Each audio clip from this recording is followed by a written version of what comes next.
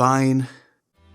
Ladies and gentlemen, welcome to the video. I'm GetGoodGuy, and today I cave to the pressure of you guys stating on each video that you want to see the Annihilator SMG review. And so today I'm bringing to you what I'm calling an early review. But how can it be early when seemingly every other content creator has already covered it, you might say? Well, I wanted to wait until I had the full detailed stats of the weapon, as it's completely new. And as we don't yet, due to Synthic.com having not added the new weapons, I will consider this and every other review of the Annihilator out there as an early review. And so I'm going to cover this weapon in two stages. The first is today in an early review form, and the second will be after Synthic have added the new stats, at which point I'll bring to you an in-depth guide explaining the detailed stats and comparing the Annihilator with other weapons. So today I won't speculate on the specifics of the weapon, and I won't compare it with other guns in the class. I'll instead focus upon the basics that we can find in BF1 itself and my opinion of the weapon so far. This will continue my coverage of the weapon crate update. Yesterday saw me cover the fantastic Arisaka patrol, which not too many people seemingly wanted to watch for some reason. Maybe it was punishment for not covering the Annihilator SMG, but that's here now, so you can enjoy this and then go and enjoy the Arisaka review in the description below. Sound like a good deal?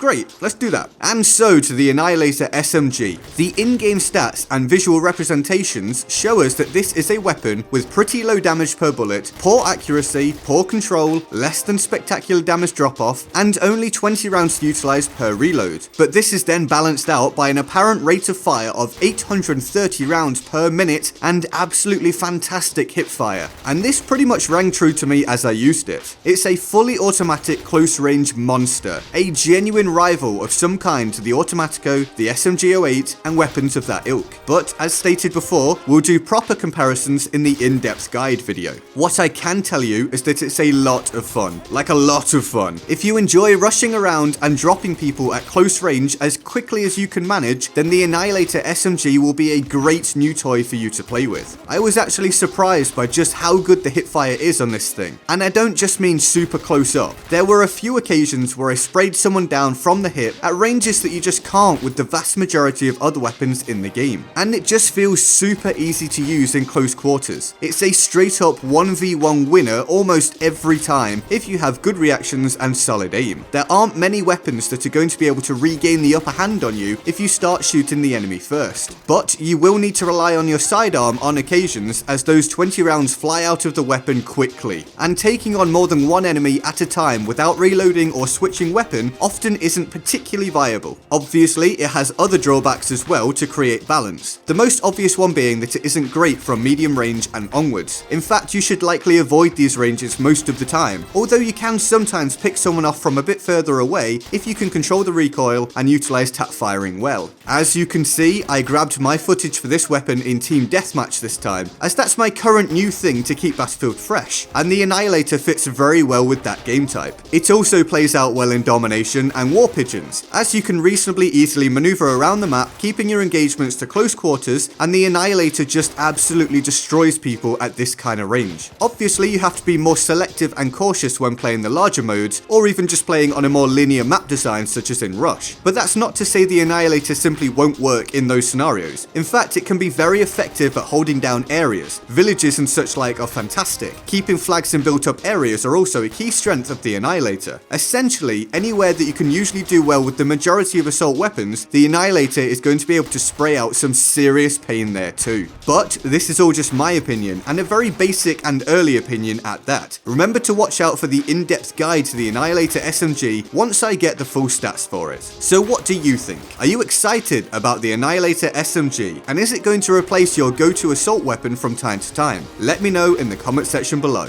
Now let's go over to the Board of Awesome for the fantastic people who allow you to get content from me full-time by supporting the channel on Patreon. I'm just about getting by thanks to them, and it really wouldn't be possible to do this otherwise. So thank you to everyone on here. If you want to join them on the Board of Awesome, then the link to the Patreon page is in the description and in my pinned comment. I hope you enjoyed the video. Remember to turn on notifications so you don't miss future videos, including the remaining weapon crate update reviews, and feel free to like, share, and subscribe. I'm GetGoodGuy, and I'll see you next time. Laters.